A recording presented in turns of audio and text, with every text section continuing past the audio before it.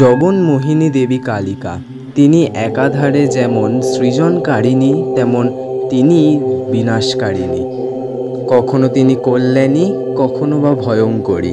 দেবী কালীর রূপ অনন্ত, তবে দেবী কালীর প্রধান ৮টি রূপ তন্ত্রে পাওয়া যায়।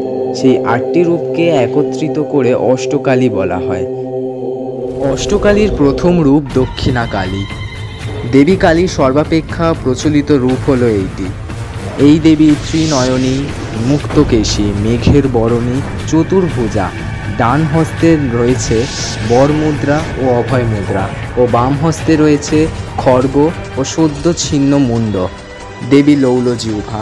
দেবীর পরনে রয়েছে কোটি হস্তের কোমর বন্ধনী। মহাদেবের বক্ষে তার দক্ষিণ পদ স্থাপন করেছেন বলে দেবীর নাম দক্ষিণা কালী। দেবীর কর্ণে রয়েছে শবকুণ্ডল। দেবী শালঙ্কারা। দেবীর মস্তকের মুকুটে রয়েছে চন্দ্র এবং সূর্য।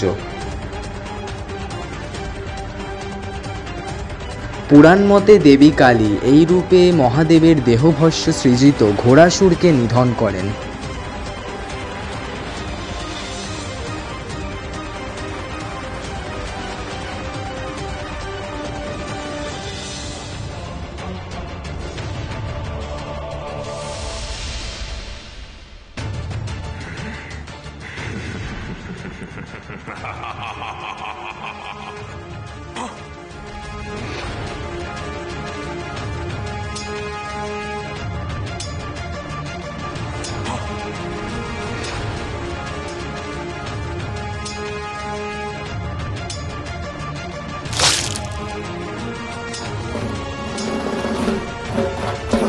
দক্ষিণ দিকে যম যেই দেবীকে দেখে ভীত হন সেই দেবীই হলেন দক্ষিণা কালী।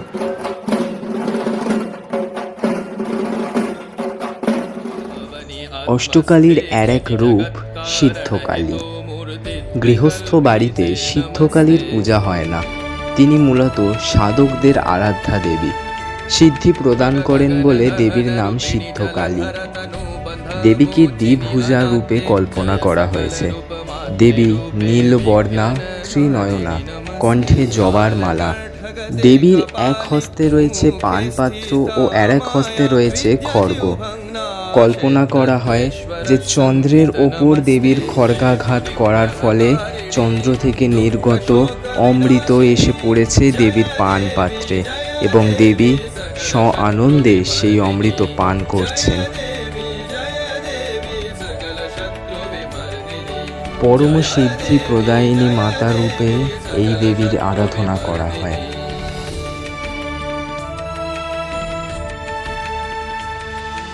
অষ্টকালীর তৃতীয় রূপ হল গুহ্যকালী। এই দেবীর স্বরূপ গুপ্ত ও অতি ভয়ঙ্কর। দেবী গুহ্যকালীর স্বরূপ গৃহস্থদের কাছে অপ্রকাশিত। তিনি সাধকদের আরাধ্যা। এই দেবী দ্বিভুজা, ত্রিলোচনা। দেবীর গাত্রবর্ণ ঘন মেঘের ন্যায়।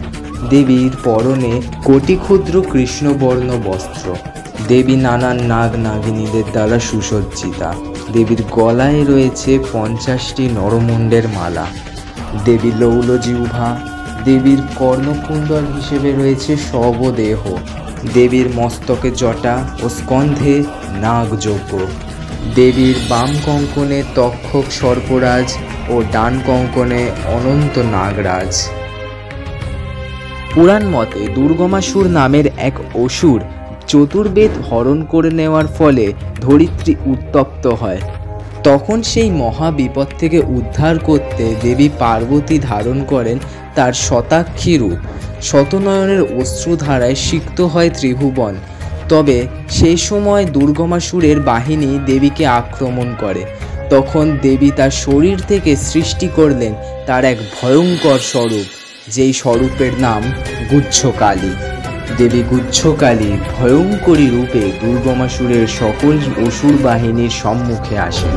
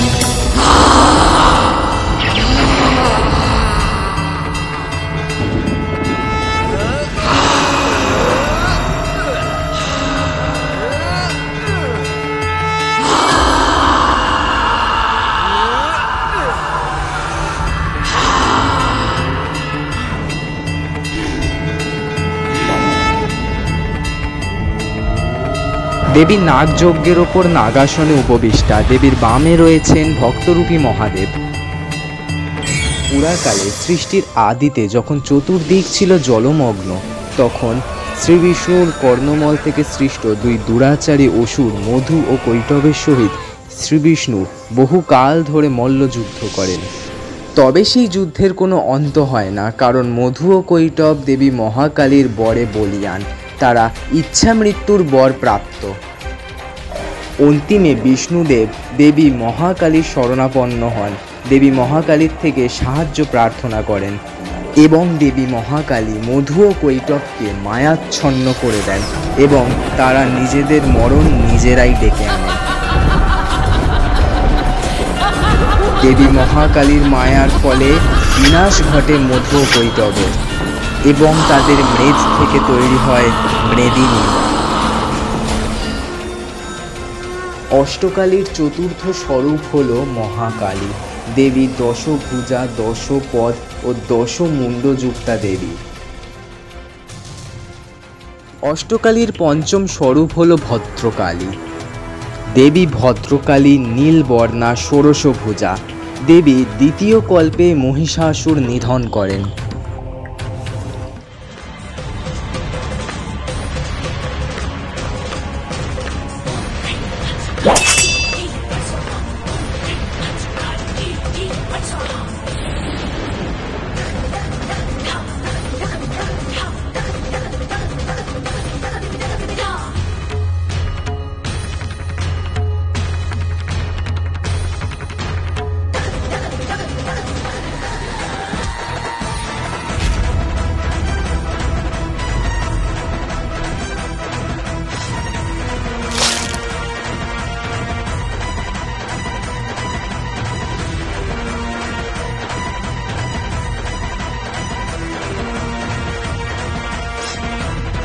নীল লোহিত কল্পে দেবী ভদ্রকালী বধ করলেন মহিষাসুরকে।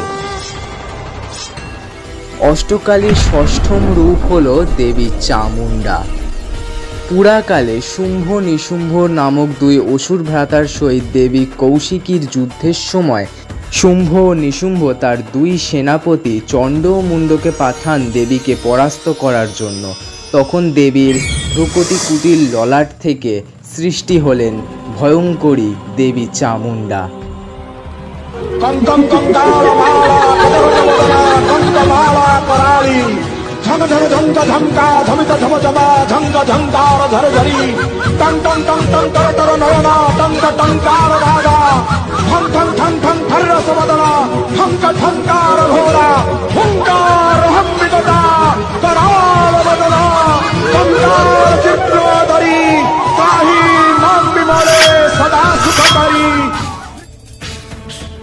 এই দেবী একে একে চণ্ড মুণ্ডের নিধন করেন এবং রক্তবীজকে বধ করে দেবী তার সমস্ত রক্ত পান করেন।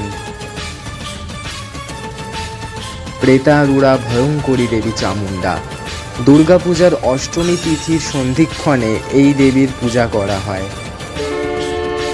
শুধু অসুর বিনাশের জন্যই নয়, দেবী কালী তার এক রূপে তার সমস্ত সন্তানদের মৃত্যুর ছলে নিজের কোলে টেনে নেন। দেবী কালীর সেই মাধুর্যময় রূপ বিরাজ করে শ্মশানে, তাই দেবীর নাম শ্মশান কালী।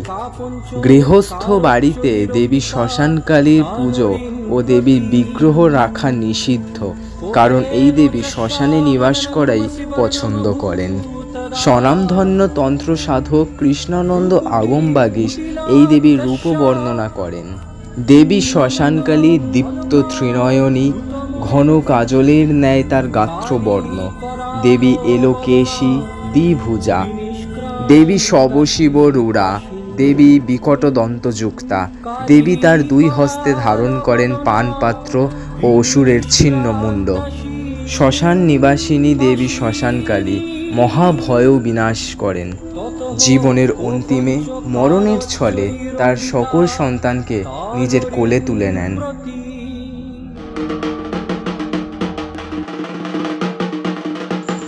ডাকিনী ও বর্ণিনী এই দেবীর নিত্য সহচরী।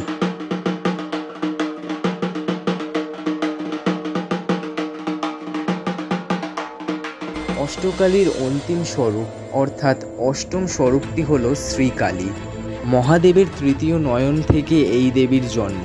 কিছু কিছু ক্ষেত্রে দেবী ভদ্রকালীকেই দেবী শ্রীকালী বলা হয়। দেবী নীলবর্ণা, ত্রিনয়না, দ্বিভুজা, মুন্ডমালিনী, ব্যাঘ্রচর্ম পরিহিতা। পুরাণ মতে দেবী দ্বারকাসুরকে বধ করেন।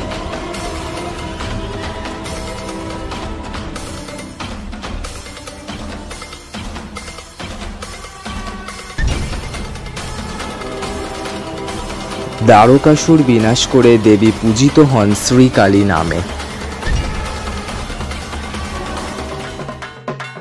এইভাবেই নানান রূপে দেবী কালী জগৎ পালন, জগৎ রক্ষা ও জগৎ ধ্বংস করে আসছেন।